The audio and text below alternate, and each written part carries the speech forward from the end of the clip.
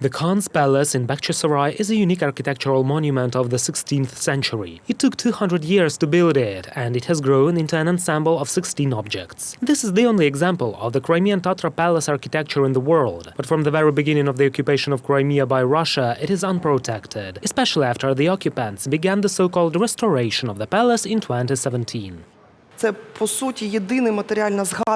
is in fact the only material mention of the heritage of the Crimean Tatar people, which is directly related to their history and culture, and now the repairs are taking place there, as if it is a shopping mall of an ordinary building that does not need protection. These assets are not reproducible, and if we lose them, then we will have no way back.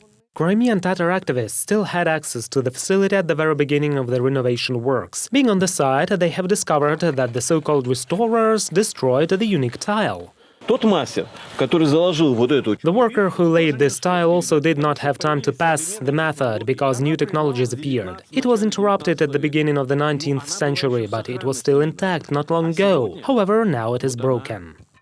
Due to unprofessional actions during the so-called restoration of the Great Khan's Mosque, destruction has already started there as well.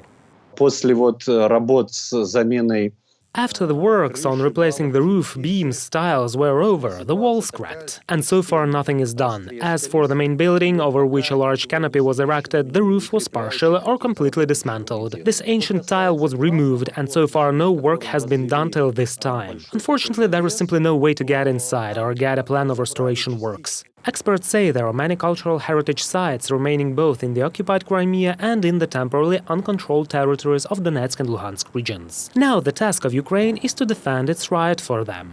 The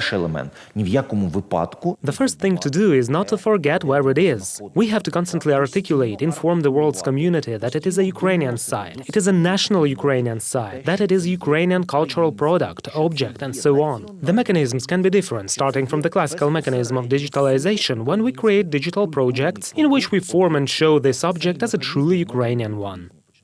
Ukraine has already appealed to the UNESCO for its experts to stop the deliberate destruction of the authenticity of the Bakhchysarai Palace, but the organization lacks legal mechanisms to get there. Reported by Vadim Kramer and Yulia Krychkova, UATV News.